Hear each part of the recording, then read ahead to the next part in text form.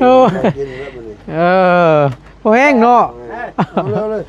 เอาพอดีล่ะพี่น้องไงก็สิถามทั้งไอ้แหล่แล้วก่อนอันว่าอันทั้งลุงหนวดพาเจ้าไปเบิ่งเงินเทือนน้องใช้เพิ่นนั่นเฮ็ดเทือนครัวและห้องน้ำนั่นทั้งง่ายเอาน้ำเท่าไรค่าสร้างนั่นน่ะว่าวันนั้น10 ล้านก็11ดูมันว่า10 ล้านเนาะต่อลงแน่10 ล้านก็ได้อะไรโดยเราได้11แต่เพิ่นต่อลงก็10 ล้านขอนำ10 ล้านนึงยังมาเพิ่นว่ายังแกงเบาตูนแน่กับลุงเพิ่มแน่เพิ่นว่ากับหมู่เฮนดี้แล้วยังแกงไหมโดยแต่ว่าความอันเฮ็ดขนาดเพิ่นนู่นนี่นั่นก็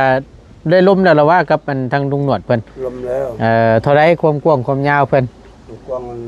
3.5 เมตร3.50 เมตรความยาวนั่นสิว่าสุดเดือนเลยเพราะว่าทั้งพุ่นก็บล็อกแห่ทรายปูนมาแล้วพี่น้องเกี่ยวกับอุปกรณ์นี่แม่นทั้งลุงหนวดเพิ่นรับแต่ว่าค่าสร้างนี่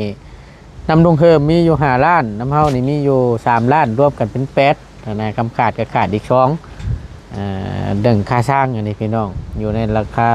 10 ล้าน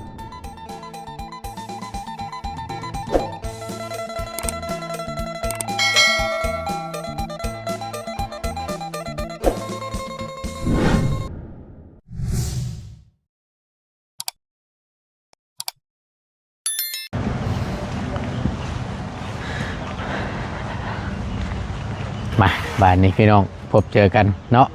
กับบตูนในคลิปนี้พอดีแวะก็มาหาทั้งอีหล่าเพิ่นก่อนบริยูช่ำประจักษ์นี่บ่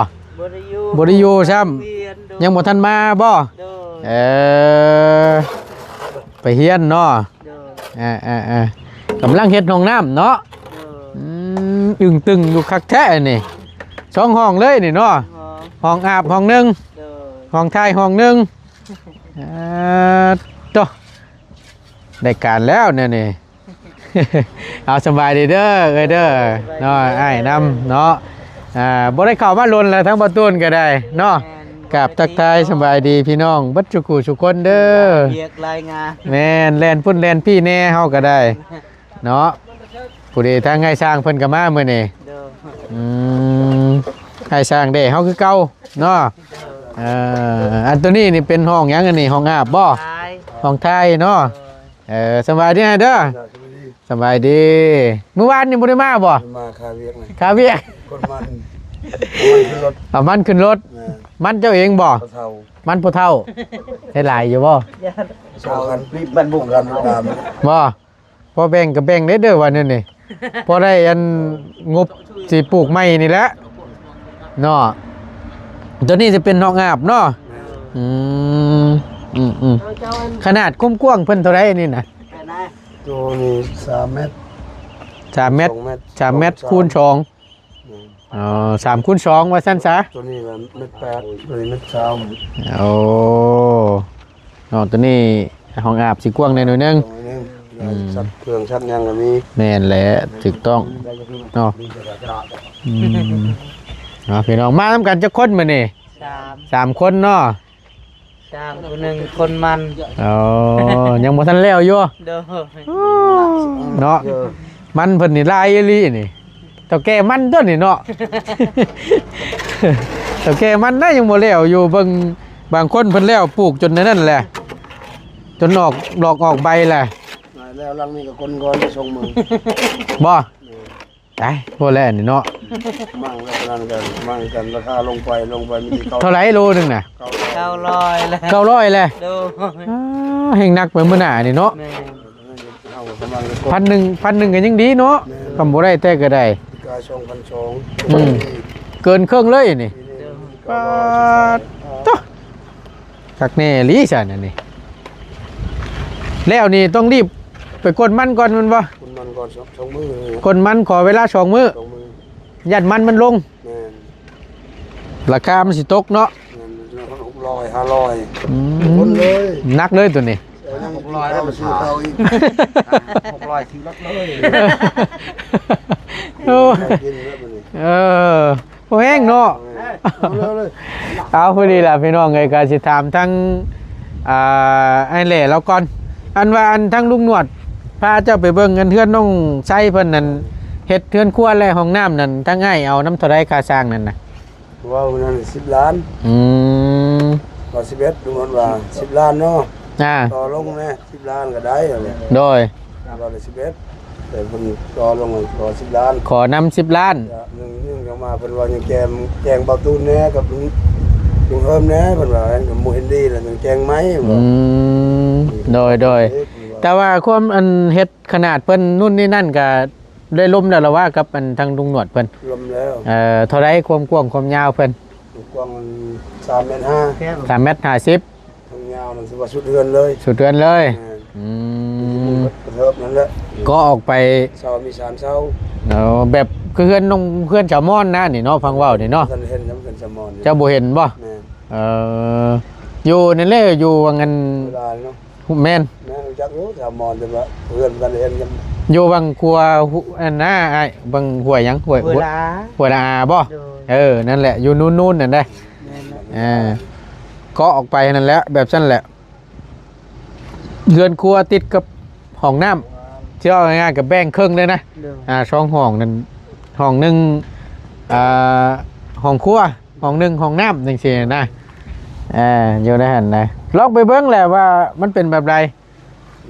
มีเวลาก่อนเดี๋ยวจะมีก่อน คำว่านั่นก็ยามแรงๆก็แล่นลงไปเบิ่งคำอยากเห็นแบบนั้นแหละมันติดกันเลยมันก็สบายหั่นนะยามฟ้าลงฝนตกเนาะเฮาก็บ่ายลงไปแล้วก็ดิบเข้าเลยถ้าห้างแน่โยมันก็ต้องได้หากันจ้องพุ่นละกั้งเนาะ แม่นแล้ว ยามกลางคืนนี่ก็สิแล้วนี่ โดย คำฝนบ่ตกใครอยู่ฝนตกมันสิได้จุดมาแล้วกลางคืนนั่นน่ะ แต่ว่าทั้งนั้นได้แหละว่าเว้า11 ล้านบ่คุยกับลุงหนวดหั่นไดพอดีทั้งลุงหนวดพาทั้งไอ้แหล่เพิ่นไปเบิ่งพี่น้องเรื่องค่าค่าสร้างนี่แหละที่จะเฮ็ดเฮือนครัวเฮือนน้องไส้เนาะแต่วันนี้เพิ่นขอน้ำ10 ล้านบ่ 10 ล้าน แต่ว่าถ้าว่า10 ล้านนี่ก็เฮ็ดเนาะต่างซอยกันน้อยเนาะ ส่งมาเขาคนทำงานเห็นบ่ โดยก็ คุณ50 ล้านเขาจ้างอยู่บ้านที่ชานนั่น บ่ เจ้นั่น 50 ล้าน แม่น เที่ยวเฮาให้เบิ่งกันบ่ แม่นหาบน6คือกันแต่มันแปลกแต่มันได้นั่นแหละมันแปลกมันเกี่ยวเลย มันขึ้นไปซิกแซกไปอีกแบบเนาะ แม่นแต่ว่า50 ล้านแต่ว่าอ้ายคิดว่าไปนำทีมงานเลยเรียกทีมงานยังหลายแต่เฮาก็บ่ปะเฮ็ดตัวนี้ก่อนตัวนั้นบุกมายัง2-3ลังว่าเรียกทีมงาน แม่นั่นแหละคำว่าเจ้า เพิ่นว่าก็จองตัวไปเลยบ่ให้รับผู้นี่เด้อกันแล้ว3ลังนี่ไปนี่ก่อนได้ ได้คุยกับเจ้าบ่ แม่น ผมเป็นจังดอกทั้งแม่เพิ่นก็แค่ว่านี่แหละคำว่าเจ้า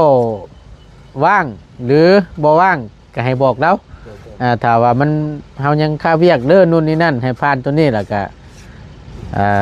ตกลงกันเล่าหั่นแหละ เฮาก็แจ้งแล้วว่ากันมาอยากได้พาวอยากได้ละ5รถว่าสั่งมาใหม่รถเฮาบ่ทันแล้ว โดย อยากได้กระทาว่าวิทย์3ลังอย่าให้ผมพูดนิดน่ะโอเค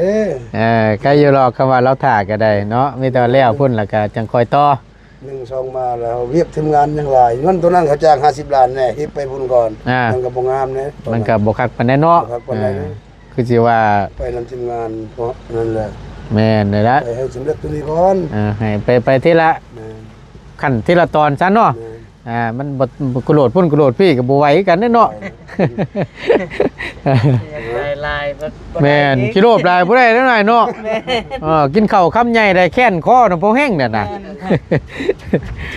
มีแต่ว่านี่แหละคำว่าจังซั่นก็จักสิว่าจังใดพี่น้องงบค่าสร้างนี่ผัดน้ำบ่ตูนผัดกับลุงเฮิมร่วมกันนี่8 ล้านนึงบาทนี่อันน่ะมันผัดคำว่า10 ล้านนี่ก็ยังขาดอยู่2 ล้านนี่ก็เลยว่าอยากเฮ็ด คนเลยเอาตัวเดียว โดย 4 คนแบ่งกันเฮ็ดแต่ว่ามีเห็นบ่ เป็นเงินเลยถึงอุปกรณ์แน่ตัวนี้แน่ตัวนั้นแน่เฮ็ดนี่สิเริ่มจักตัวนี้ โดยเพราะว่ามันถ้าสมมติว่า10 ล้านนี่ให้เฮ็ดเนาะ แม่นเด้อ ถ้าว่าไปนี่สิเฮ็ดไปเฮ็ดมื้อใดนี่ ตัวแล้วตัวนี้แหละคนมันคนสองมือเฮ็ดมือได้แล้วตัวนี้ โอ้แล้ว ตาคนมันสองมือ แล้วอันห้องน้ำนั่นห้องปูนานี่แม่นขอเวลา2 มื้อ สองมือ ไป ไปกดมัน ต่อพุ่นเลย แล้วก็พอวิทย์2มื้อแล้วก็ต่อพุ่นเลย แล้วจะพุ่นละไปพุ่นนี้ อื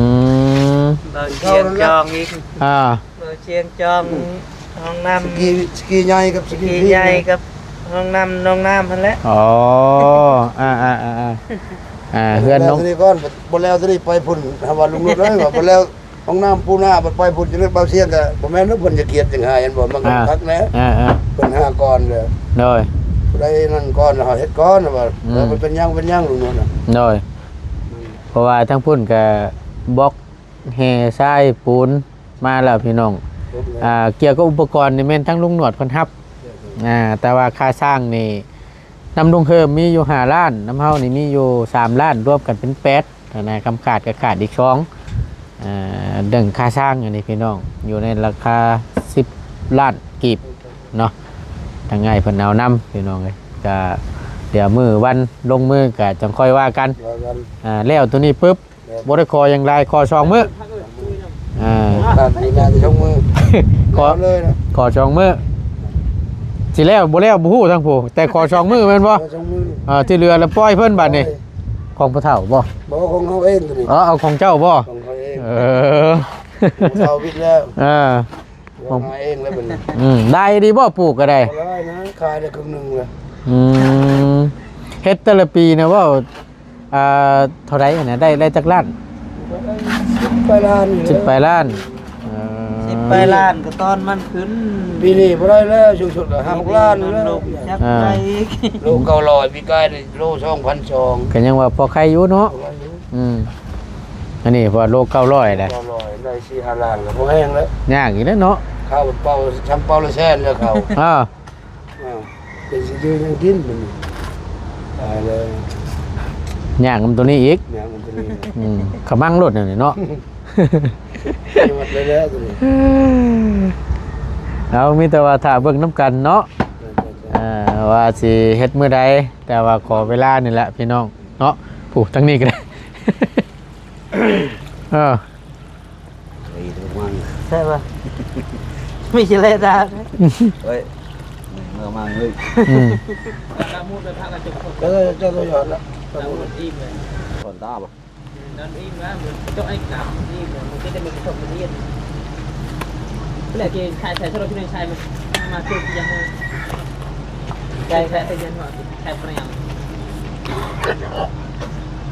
เละ10 เซนได้เลยฟังตาหน่อยสิแหละ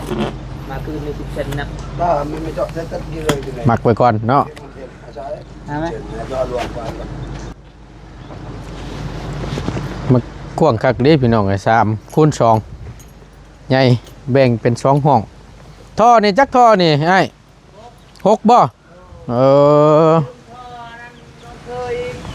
อันนี้นะยืมเพิ่นใช้ก่อน ถ้าเพิ่นเช็ดมื้อหน้าก็ใช้เพิ่นคืน ช่วงนี้น่ะยืมก่อน โดยเครื่องเรายังบ่ทันเฮ็ดเด้ เนาะบ่ตีแล้วตัวนี้ โดย โอ้6ท่อนี่ก็จำสิท้ายเด้ว้าวโอ้ยปู่ตัวแต่ว่าบนเฮ็ดเป็นระบบกันกรองเนาะ โดย แบบรวมเลย โดย ทั้งน้ำทั้งตอนอยู่ในนี้ โดย โครงการเขาแบบคนช่วยเลยมีพาเลยสภาช่วยแล้วเขาแก้ไขคนอยากบ่มองบ้านนอกบ้านนาสิว่าบ่มีแล้วบ่มองเฮ็ดว่าแปะซะนี่เอาพากระจาดพายังก็มาแล้วบ่เฮ็ดนั้นซิแต่บ้านก็ได้หอม บ่พอเว้าได้ง่ายก็ช่วยเรือเบื้องต้นไปก่อนว่าซั่นซะเนาะใครกูบ่มีเนาะ โดย กูมีความสมาธิไปนั่งเลยรอบไปตายคนญาติว่า โดย ญาติแตกทะลุลมๆโอ้ย บ่เฮ็ด ผู้แห้งเนาะโตกับมันบ่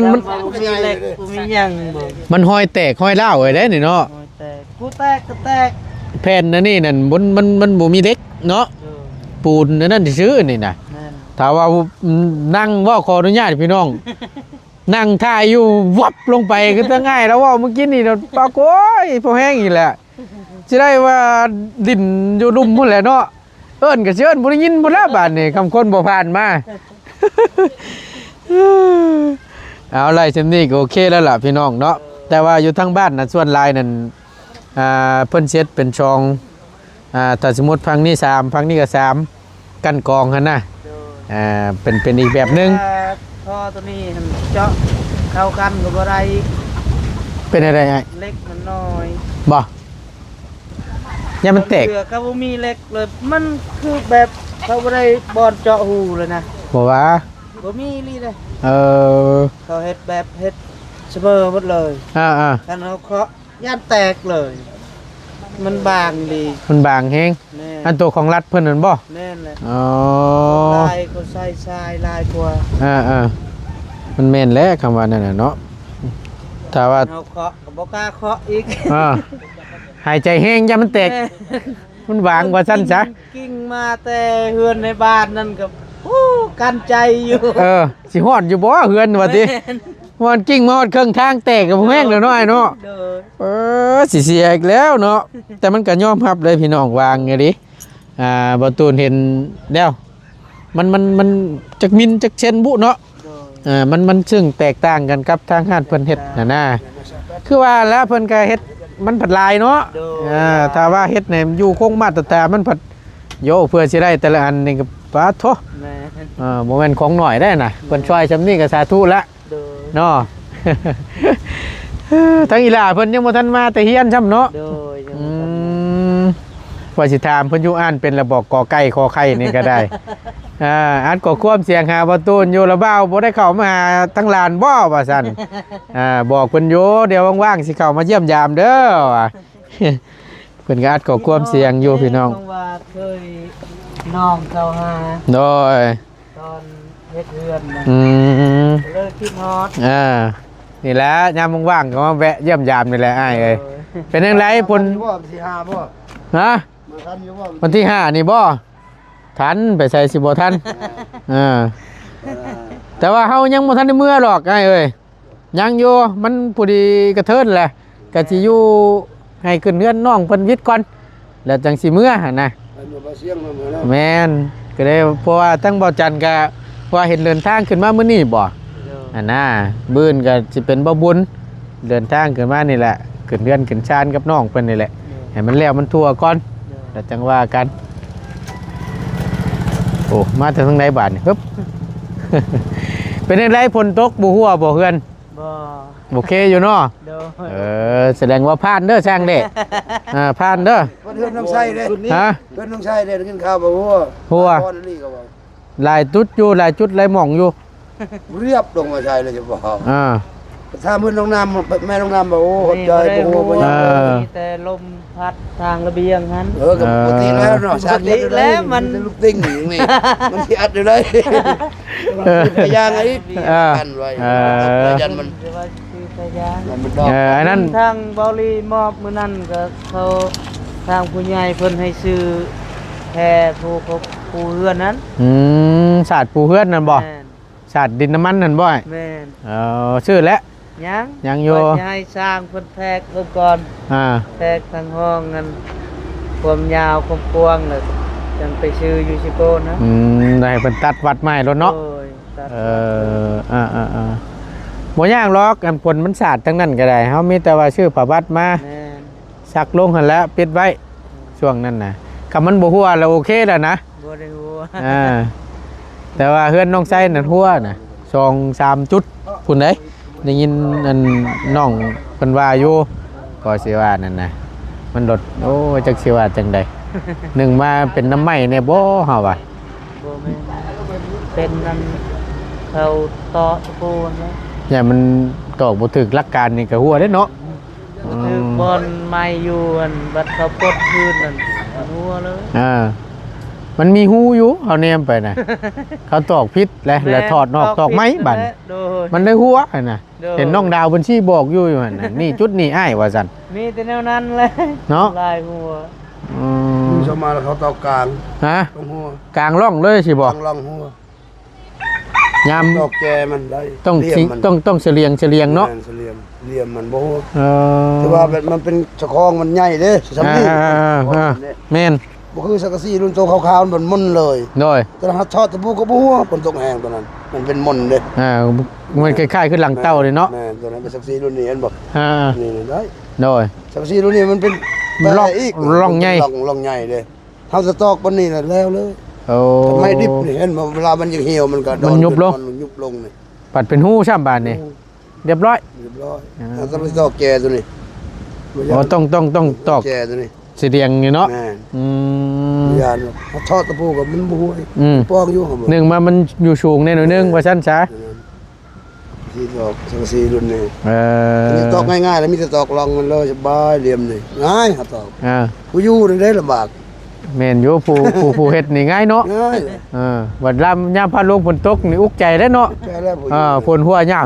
หิวลง ใส่เฮือนไม้บ่คึกทำเฮือนบ่ได้นั่นเฮือนเก่านั่นแหละ เรียบร้อยนั่นน่ะ เอ้ยแม่นเอาให้มาตรฐานนั่นแหละเนาะ ได้ย้อนเฮา แม่น มันเป็นงาน แม่นก็ให้มันบ่ว่าแต่เฮ็ดในภายแล้เนาะถ้าสมมุติว่าหมู่มาเฮ็ดในเฮาก็ยก บ่มาก มันโดบ่ว่าไปแล้วเอ้ยบ่พอใจกันเฮาก็ได้จักได้แต่เงินเฮาประเทศบุรีนี่ก็บ่คักปานใดแล้วเนาะ ก็อยู่ดอกพี่น้องเอ้ยก็นี่แหละเบิ่งไปนํกันก็ถือว่าผ่านแล้วเงินน้องน้ำก็บ่ได้ฮู้ว่าซั่นมีแต่ว่าตามนั้นเด้ออ้ายเด้อถ้าว่าแล้วแล้วก็จัดสรรเวลาใส่นั่นแหละทั้งเฮือนน้องไส้นำแน่เดี๋ยวจังค่อยว่ากันเล่นพุ่นเล่นพี่เนาะ เด้อ แบ่งกันและเฮ็ดก็ได้แต่สมมุติว่านั่นก็จะคนน่ะต้องเบิดแต่4บ่ 4คน จักสิแบ่งอะไร เอาแบ่งพังนี่2พังนั้น2 รู้จักอยู่แบ่งแต่ว่าบ่แม่นดอกประมาณนี้น้องบ่เข้ากับบ่ลอยปานนั้น อ๋อ พาดเด้กันว่าไอ้แล่พาดคือเก่านั่นน่ะ หัวหน้าเนาะ ไปน้ำเฮานี่สบาย อืม พาดเขาผู้บาด รับผิดชอบ แม่จำได้จำหนึงบอกให้เขาเฮ็ดเขาเฮ็ดดังนี้เลยเขาเฮ็ดได้ นั่นน่ะ แม่นฉันก็ว่า บ้านผมเฮ็ดอยู่พุ่นจนเขาโทรเราก็ต้องได้คนนึงได้คนนึงได้ลำบากเจ็บหัวอีกยาตาก็ยังเฮ็ดคนเดียว ตามนั่นไอ้ตามนั่นแหละเนาะโดยแม่จะเอาขนมให้อีหล่ามันก่อนมาพี่ให้มา